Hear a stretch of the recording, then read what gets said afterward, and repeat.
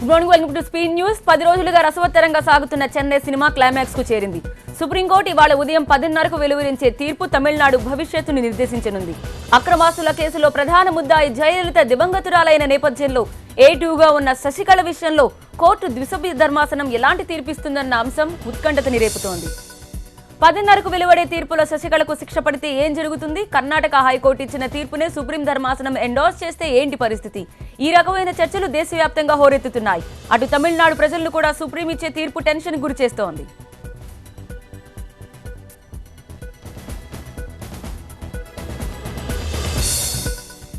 ఎత్తులకు పై ఎత్తులు వేస్తూ 10 రోజులుగా కంటి మీద కునుకు లేకుండా గడిపిన శశికళ నిన్న రాత్రి తన వర్గం ఎమ్మెల్యేలు బస్ చేసిన గోల్డెన్ బే రిసార్ట్ లో గడిపారు. కోర్టు తీర్పు అనుకూలంగా వస్తే ఏం చేయాలి, ప్రతికూలంగా వస్తే ఎలాంటి వ్యూహాన్ని అనుసరించాలనే అంశంపై ఏఐఏడీఎంకే ముఖ్య నేతలతో చిన్నమ్మ మంతనాలు సాగించారు.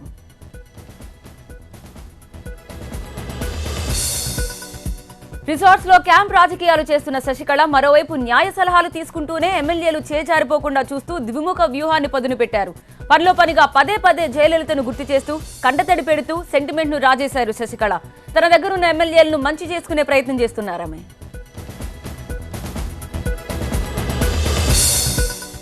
డీఎంకే చీఫ్ స్టాలిన్ ముఖ్యమంత్రి పన్నీర్ సెల్వంతో భేటీ అయ్యారు. సెక్రటేరియట్ కు వచ్చిన స్టాలిన్ పన్నీర్తో భేటీ అయ్యి తాజా రాజకీయ పరిస్థితులపై చర్చించారు. అటు అన్నా డీఎంకే చీలిక వర్గాల్లో ఏ వర్గానికి తమ మద్దతుండదని విపక్ష డీఎంకే చీఫ్ స్టాలిన్ స్పష్టం చేశారు. శశికళ, పన్నీర్ సెల్వం ఇద్దరిలో ఎవ్వరికీ తాము మద్దతు ఇవ్వబోమని ఆయన తేల్చి చెప్పారు. అన్నా డీఎంకే ప్రధాన కార్యదర్శి శశికళను ప్రభుత్వ ఏర్పాటుకు 24 గంటల్లో ఆహ్వానించేలా గవర్నర్ ని ఆదేశించాలని అభ్యర్థిస్తూ సుప్రీంకోర్టులో పిల్ దాఖలైంది. శశికళ తరపున ఆమె మద్దతుదారులు ఈ పిటిషన్ వేశారు. 119 మంది ఎమ్మెల్యేల మద్దతున్న శశికళను ప్రభుత్వ ఏర్పాటుకు గవర్నర్ ఆహ్వానించలేదని అందులో పేర్కొన్నారు. ఆపద్ధర్మ ముఖ్యమంత్రి పన్నీర్ సెల్వంను చంపేస్తానని బెదిరించిన శశికళ మద్దతుదారు అన్నాడీఎంకే మాజీ ఎమ్మెల్యే కళయరాజన్ పై కేసు నమోదైంది. దక్షిణ చెన్నై అన్నాడీఎంకే కార్యదర్శిగా ఆయన పనిచేస్తున్నారు. రాజకీయ కుట్రతోనే తనపై కేసు పెట్టారని ఆరోపించారు కళయరాజన్.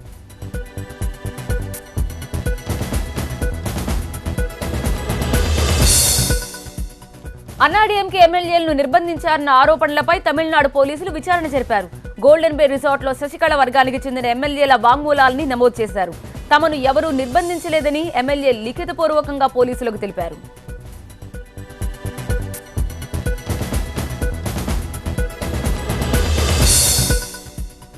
అన్నాడీఎంకే ఎమ్మెల్యేల వాంగ్మూలాన్ని పోలీసులు మద్రాస్ హైకోర్టుకు సమర్పించారు. దీని ఆధారంగా ఎమ్మెల్యేలను నిర్బంధించారన్న ఆరోపణలపై విచారణను కోర్టు నిలిపేసింది. ఎమ్మెల్యేల తరపున వారి కుటుంబ సభ్యులు ఎవరూ ఫిర్యాదు ఎందుకు చేయలేదని పిటిషనర్ తరపు న్యాయవాదుల్ని కోర్టు ప్రశ్నించింది.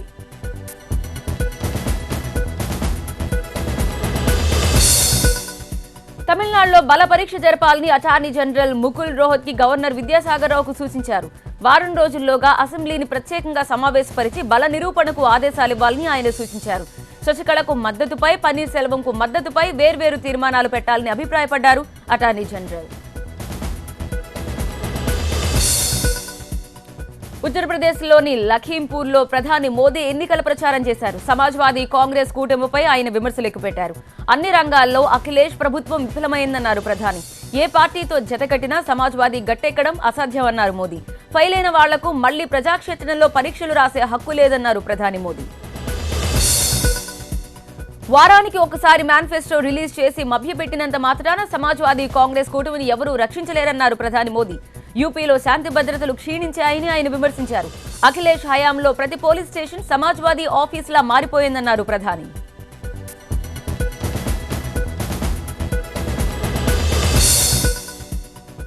ఉద్యోగాల పేరుతో తప్పుడు వాగ్దానాలు చేస్తూ నిరుద్యోగుల్ని మోదీ మోసం చేస్తున్నారని ఆరోపించారు రాహుల్ గాంధీ. నోట్ల రద్దుతో పేదలను ఇబ్బంది పెట్టిన ప్రధాని స్విస్ బ్యాంకులు ఇచ్చిన జాబితా జోలికి ఎందుకు వెళ్లలేదని ప్రశ్నించారు రాహుల్. నల్ల కుబేర్లపై ప్రధానికి ఎనలేని సానుభూతుందని, అందుకే స్విస్ బ్యాంక్ ఖాతాదారులపై ఆయన దయ చూపారని విమర్శించారు రాహుల్ గాంధీ. ఉత్తరప్రదేశ్లో 2వ దశ ఎన్నికల ప్రచారం ముగిసింది. 11 జిల్లాల్లోని 67 అసెంబ్లీ స్థానాలకు బుధవారం పోలింగ్ జరగనుంది. యూపీ సెకండ్ ఫేజ్ ఎన్నికల్లో 721 మంది అభ్యర్థులు తమ అదృష్టాన్ని పరీక్షించుకుంటున్నారు. పోలింగ్ కి సంబంధించిన ఏర్పాట్లు ఇప్పటికే పూర్తయ్యాయి.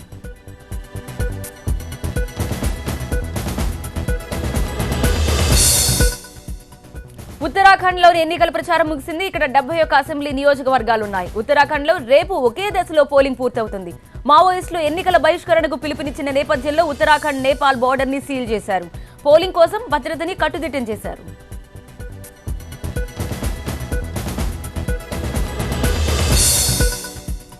మధ్యప్రదేశ్లోని వ్యాపం కుంభకోణంతో ముడిపడ్డ ఓ కేసులో సుప్రీంకోర్టు కీలక తీర్పు వెలువరించింది. 2008, 2012 విద్యా సంస్థల్లో జరిగిన 634 ఎంబీబీఎస్ అడ్మిషన్లు సుప్రీంకోర్టు రద్దు చేసింది.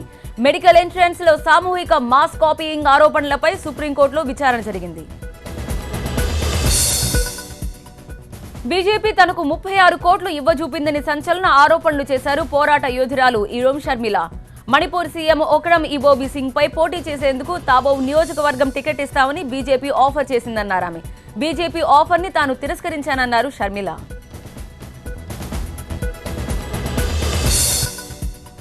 పలు వివాదాస్పద నిర్ణయాలు తీసుకుంటున్న ట్రంప్ ఇండియాతో కొత్త ఒప్పందాలు కుదుర్చుకునేందుకు దృష్టి పెట్టారు. యుద్ధ విమానాల్లో అత్యాధునికమైన F-16 ఫైటర్ విమానాల్ని ఇండియాకు అమ్మేందుకు కొత్తగా ఒప్పందం చేసుకోవాలని ట్రంప్ ఆధ్వర్యంలో అధికారులు ఒక నిర్ణయానికి వచ్చారు.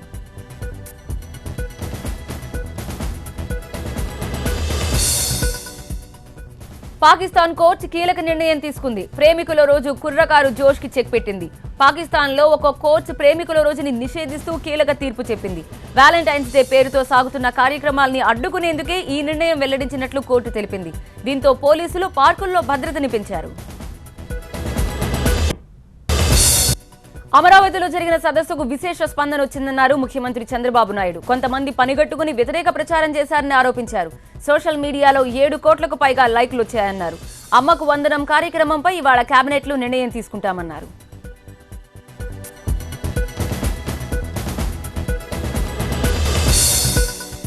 రాష్ట్రం ఇమేజ్ ను పెంచేందుకు ప్రభుత్వం ప్రయత్నిస్తుంటే అప్రతిష్ట పాల్చేయాలని విపక్షం చూస్తోందని విమర్శించారు ఏపీ సీఎం చంద్రబాబు. 2.5 ఏళ్లుగా నిర్వహించిన కార్యక్రమాల్లో మహిళా పార్లమెంట్ సదస్సు తనకు సంతృప్తినిచ్చిందని చెప్పారు చంద్రబాబు.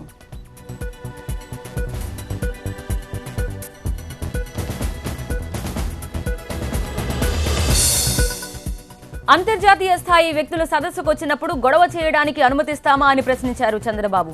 ఒక మంచి ఉద్దేశంతో నిర్వహించిన సదస్సుని విచ్ఛిన్నం చేయడానికి ఎలా ఒప్పుకుంటామన్నారు. రోజాని సదస్సుకు రానివ్వకపోవడంపై అడిగిన ప్రశ్నకు సమాధానంగా ముఖ్యమంత్రి ఈ విధంగా బదులిచ్చారు.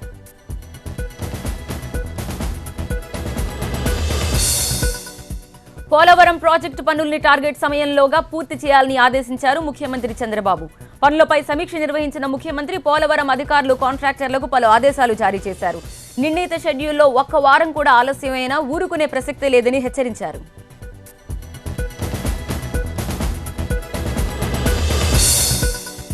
ప్రాజెక్ట్ నిర్మాణానికి కావాల్సిన స్టీల్, సిమెంట్ కొరత లేకుండా చూడాలని కోరారు.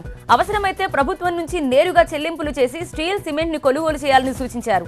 పోర్టులో నిలిచిపోయిన మెషినరీని ప్రాజెక్టు ప్రాంతానికి తరలించేందుకు ప్రభుత్వం తరపున ప్రత్యేక లైజన్ అధికారిని నియమించాలన్నారు.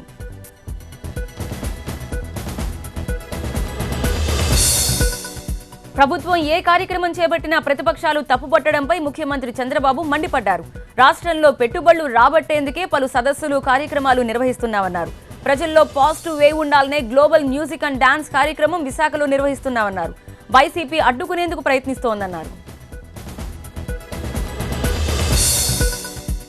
ఏపీ ఎన్జీఓలతో ముఖ్యమంత్రి చంద్రబాబు సమావేశమయ్యారు. అధ్యక్షునిగా మరోసారి ఎన్నికైన అశోక్ బాబు ఆధ్వర్యంలో 13 జిల్లాల కార్యవర్గ సభ్యులు సీఎంతో మాట్లాడారు. నవ్యాంధ్ర నిర్మాణం, అభివృద్ధిలో ఉద్యోగుల ముఖ్య పాత్ర పోషించాలని సీఎం కోరారు. ఐక్యతతో ఉద్యోగులు పనిచేసి ప్రభుత్వ లక్ష్యాల్ని నెరవేర్చాలన్నారు.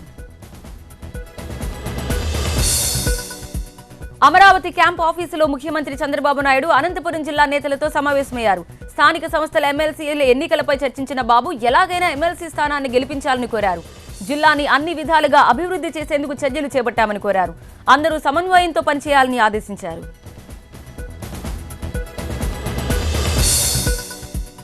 ఆంధ్రప్రదేశ్ నూతన రాజధాని అమరావతిలో నిర్మితమవుతున్న నూతన అసెంబ్లీ భవనాన్ని వైసీపీ పార్టీ నేతలు ఇవాళ సందర్శించనున్నారు. అక్కడ జరుగుతున్న పనుల్ని పరిశీలించడంతో పాటు ఈ బడ్జెట్ సమావేశాలు ఇక్కడే నిర్వహించేందుకు జరుగుతున్న ఏర్పాట్లను కూడా తెలుసుకుంటున్నారు. ఎల్పీ ఆఫీస్ ని కూడా సందర్శిస్తారు.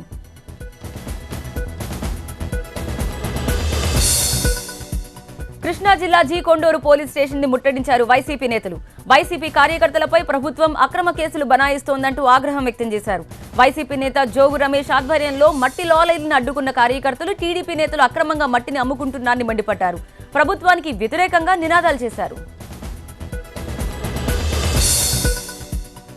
ప్రత్యేక హోదా ఉద్యమంలో భాగంగా ఈ నెల 16న గుంటూరులో యువ భేరీ నిర్వహించేందుకు వైసీపీ సన్నాహాలు చేస్తోంది. నల్లపాడు రోడ్లో నిర్వహించే యువ భేరీలో పార్టీ అధ్యక్షుడు జగన్ పాల్గొని విద్యార్థులతో చర్చిస్తారు. ప్రత్యేక హోదాని ప్రజలు కోరుకుంటున్నారని వైసీపీ నేత బొత్స తెలియజేశారు. 3,60,00,000 మంది జనాభాలో 40 లక్షల మందికి పెన్షన్లు ఇస్తున్న రాష్ట్రం తెలంగాణ రాష్ట్రమే అన్నారు కేటీఆర్. సిరిసిల్ల జిల్లాలో జరిగిన అభివృద్ధి కార్యక్రమాల్లో పాల్గొన్న మంత్రి మిడ్ మానేర్ ప్రాజెక్టు రాష్ట్రానికి గుండెకాయగా మారిందన్నారు. సిరిసిల్లలో ఉన్న కుటీర పరిశ్రమలకు ప్రత్యేకంగా సబ్స్టేషన్ ప్రారంభించారు ఆయన. పంట పెట్టుబడి రుణాల కోసం రైతులు బ్యాంకుల చుట్టూ తిరగడం బాధాకరమన్నారు తెలంగాణ వ్యవసాయ శాఖ మంత్రి పోచారం శ్రీనివాసరెడ్డి. పెట్టుబడులను తగ్గించి మంచి ధరల్ని ఇస్తేనే వ్యవసాయం లాభసాటిగా ఉంటుందన్నారు.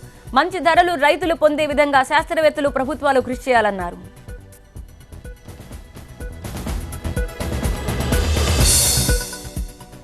తెలంగాణ ఉప ముఖ్యమంత్రి కడియం శ్రీహరి ఆధ్వర్యంలో ఒక బృందం ఈ నెల 14 నుంచి 21 వరకు చైనాలో పర్యటించనుంది.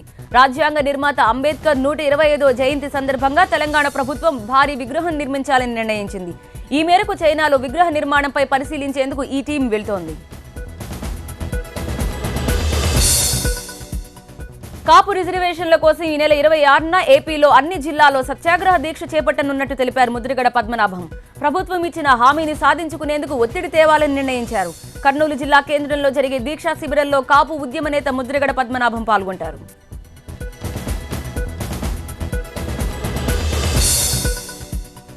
ప్రపంచ మహిళా సదస్సులో పాల్గొనేందుకు వెళ్లిన రోజాని అరెస్ట్ చేయడం దారుణమన్నారు కాంగ్రెస్ నేత మల్లాది విష్ణు. పవిత్ర సంఘం సాక్షిగా మహిళా సాధికారతకు ప్రభుత్వం తూట్లు పొడిచిందని ఆరోపించారు. మహిళల సమస్యలపై చర్చించడంలో సదస్సు విఫలమైందని మండిపడ్డారు.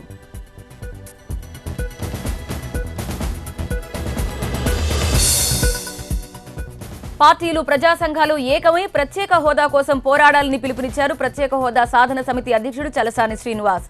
విడివిడిగా పోరాటం చేసి ఎన్నికల్లో లబ్ధి పొందాలనుకుంటే ప్రజలకు ద్రోహం చేసిన వారవుతారని హెచ్చరించారు. ఎన్టీఆర్ వారసులుగా చెప్పుకుంటున్న వారికి పౌరుషం ఏమైందని ప్రశ్నించారు ఆయన. గంజాయి ఎర్రచందనం అక్రమ రవాణాపై ఉక్కుపాదం మోపుతామన్నారు ఏపీ హోంశాఖ మంత్రి చినరాజప్ప. విజయవాడలోని గులాబీ తోటలో ఏర్పాటు చేసిన జైళ్ల శాఖ డైరెక్టర్ జనరల్ ఆఫీస్ ని ప్రారంభించిన మంత్రి లాకప్ మరణాలపై అరికట్టేందుకు చర్యలు తీసుకుంటామన్నారు. ప్రభుత్వ అనుమతి లేకుండా ర్యాలీలు తీయరాదన్నారు.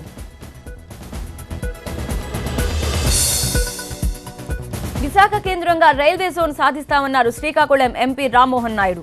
తూర్పుగోదావరి జిల్లా పిఠాపురం పట్టణంలోని పాదగయ క్షేత్రంలో పూజలు చేసిన ఆయన విభజన చట్టంలో ఇచ్చిన హామీ మేరకు కేంద్రం జోన్ ని కేటాయిస్తుందన్నారు. చంద్రబాబు ప్రత్యేక చొరవ తీసుకుంటున్నారన్నారు.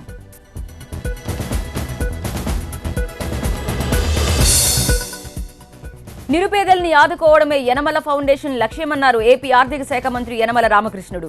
తూర్పుగోదావరి జిల్లా తొండంగి మండలం ఏవీ నగరం గ్రామంలో ఫౌండేషన్ ఆధ్వర్యంలో విద్యార్థులకు స్కాలర్షిప్లు అందజేశారు. పేద ప్రజల కోసం ఉచిత వైద్య సేవలను కూడా ప్రారంభించామని చెప్పారు మంత్రి యనమల.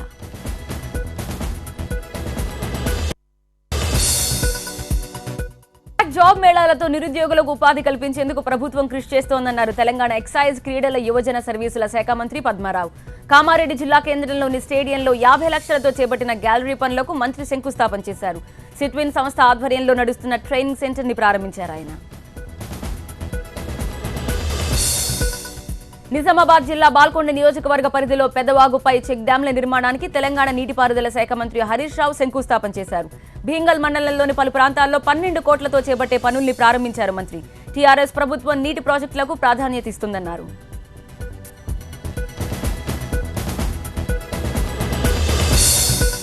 ఎన్నికల ముందిచ్చిన హామీల్ని టీఆర్ఎస్ ప్రభుత్వం ఒక్కొక్కటిగా పరిష్కరిస్తుందన్నారు ఎంపీ కవిత. జగిత్యాల జిల్లాలోని జగిత్యాల కోరుట్ల నియోజకవర్గాల్లో చేపడుతున్న డబుల్ బెడ్రూమ్ గృహాలకు ఆమె శంకుస్థాపన చేశారు. పేద ప్రజల కోసం ఇళ్ల నిర్మాణంలో ప్రభుత్వం పూర్తి ఖర్చుల్ని భరిస్తోందన్నారు ఎంపీ కవిత.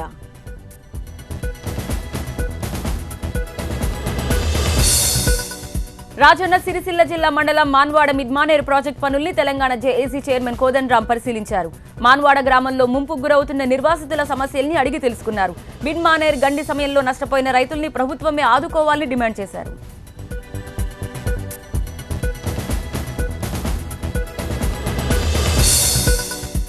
రాజన్న సిరిసిల్ల జిల్లా వేములవాడ గుడి చెరువులో జరుగుతున్న మిషన్ కాకతీయ పనుల్ని తెలంగాణ జేఏసీ చైర్మన్ కోదండరాం సందర్శించారు. సుందరీకరణ పేరుతో చెరువును పూడ్చడం మంచిది కాదన్నారు. చాలా మంది పేద ప్రజలు ఆధారపడే చెరువుకు నష్టం కలగకుండా ఆలయ అభివృద్ధి పనులు జరగాలన్నారు.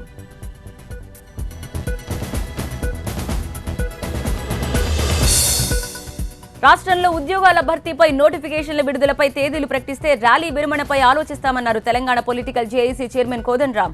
నిరుద్యోగ నిరసన ర్యాలీలో భాగంగా కరీంనగర్ జేఏసీ ఆధ్వర్యంలో జరిగిన సన్నాహక సమావేశంలో పాల్గొన్నారు ఆయన.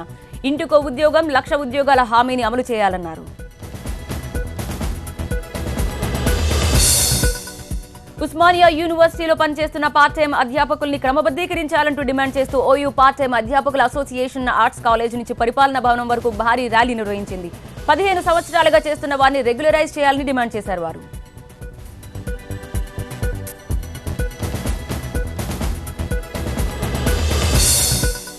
ప్రపంచంలోని ప్రేమికులారా ఏకం కండి, ఓయూకి రండి అంటూ దళిత విద్యార్థి సంఘాలు ప్రేమికులకు మద్దతు తెలిపాయి. హిందుత్వ మత శక్తులు ప్రేమికుల దినోత్సవం రోజున మోడల్ పోలీసింగ్లా వ్యవహరిస్తున్నాయని ఆరోపించారు.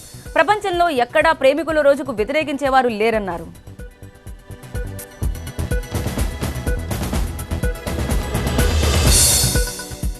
అయితే బీజేవైఎం నేతలు మాత్రం అడ్డుకుంటున్నామంటున్నారు. భారతీయ సంస్కృతి సంప్రదాయాల్ని వ్యతిరేకంగా కార్పొరేట్ సంస్థలు తమ ఉత్పత్తుల్ని అమ్ముకునేందుకే ప్రేమికుల రోజుని నిర్వహిస్తున్నాయని మండిపడ్డారు బీజేవైఎం నేతలు.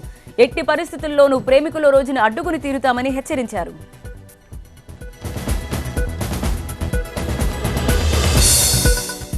నీటి కేటాయింపులో రాయలసీమకు అన్యాయం జరిగిందన్నారు ఏపీ రైతాంగ సమాఖ్య అధ్యక్షులు ఎర్నేని నాగేంద్రనాథ్.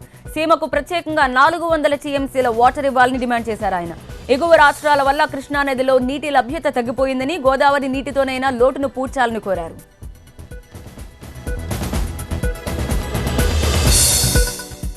పిఎస్ఎల్వి ప్రయోగానికి కౌంట్ డౌన్ మొదలైంది. మొత్తం 104 ఉపగ్రహాలను ఒకేసారి అంతరిక్షంలో ప్రవేశపెట్టనున్నారు భారత శాస్త్రవేత్తలు. ఇస్రో మిషన్ 2017 ని జనవరి నెలలో ప్రారంభించింది. పిఎస్ఎల్వి 37 రాకెట్ ఈ ఉపగ్రహాలకు అంతరిక్షంలో మోకాలనుంది. ప్రపంచవ్యాప్తంగా ఉన్న శాస్త్రవేత్తలంతా ఆసక్తిగా ఈ ప్రయోగం కోసం ఎదురు చూస్తున్నారు. భారత అంతరిక్ష పరిశోధన సంస్థ ఇస్రో మరో మైలురాయిని అధిగమించే దిశగా అడుగులేస్తోంది. ప్రపంచ అంతరిక్ష పరిశోధన రంగానికి పెద్ద సవాల్ విసిరబోతోంది. 1 కాదు 2 కాదు, ఏకంగా 104 ఉపగ్రహాల్ని ఒకేసారి అంతరిక్షంలో ప్రవేశపెట్టేందుకు ఇప్పటికే లక్ష్యాన్ని నిర్దేశించుకున్న ఇస్రో ఆ దిశగా దూసుకెళ్తోంది. అంతరిక్షాన్ని ఆక్రమించే స్థాయిలో ఇస్రో దూకుడు పెంచుతోంది. మంగళయాన్తో విశ్వ వీధుల్లో సగర్వంగా భారత పతాకాన్ని ఎదురేసేందుకు ఇస్రో ఇప్పుడు ప్రపంచ అంతరిక్ష పరిశోధన రంగాన్ని సవాల్ చేస్తోంది. రేపు శ్రీహరికోట వేదికగా చారిత్రాత్మక ప్రయోగానికి రంగం సిద్ధమైంది.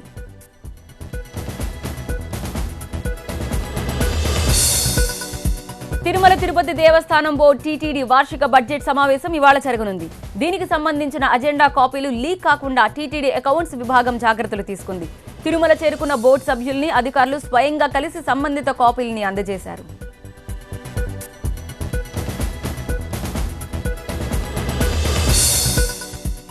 విజయవాడలో అగ్రిగోల్డ్ తరహా మోసం మరొకటి బయటపడింది. ప్లాట్స్ ఇస్తామంటూ కస్టమర్స్, ఏజెంట్స్ దగ్గర కోట్ల రూపాయలు వసూలు చేసి బోర్డు తిప్పేసింది చెన్నైకి చెందిన అల్విన్ గోల్డ్ సిటీ లిమిటెడ్ సంస్థ. ప్లాట్స్ లేవని సంస్థ చేతులెత్తేయడంతో బాధితులు ఆందోళనకు దిగారు. న్యాయం చేయాలని డిమాండ్ చేశారు.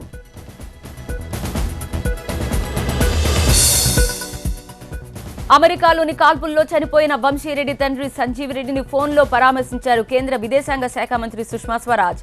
డెడ్ బాడీని త్వరగా ఇండియాకు రప్పించేందుకు కేంద్ర ప్రభుత్వం తరపున చర్యలు తీసుకుంటామని హామీ ఇచ్చారు. నిందితులకు శిక్ష పడే విధంగా చూస్తామని హామీ ఇచ్చారు ఆమె.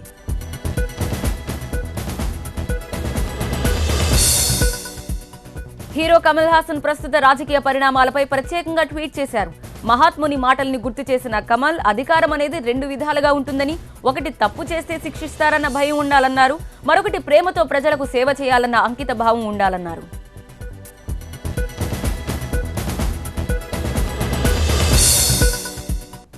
ఇక ఆరాధ్య దైవమైన లింగతగుట్టలో జరుగుతున్న సంబరాలని ఒకసారి మనం ఇప్పుడు చూస్తున్నాం.